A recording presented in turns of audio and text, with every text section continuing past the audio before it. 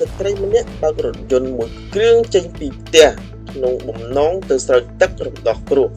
នេះឱកាសចូលឆ្នាំថ្មីប្រពៃណីជាតិលុះពេលកំពុងបើកបរសុកស្រាប់តែរលត់ម៉ាស៊ីននៅតាមផ្លូវហើយក៏មានផ្សែងហុយចេញពីផ្នែកខាងក្រោយនៃរថយន្តភ្នំពេញហេតុការណ៍នេះបានកើតឡើងនៅរសៀលថ្ងៃទី6 ខែមេសាឆ្នាំ2025នៅតាមបណ្ដាផ្លូវបេតុងស្ថិតនៅក្នុងភូមិត្រពាំងជ្រៃ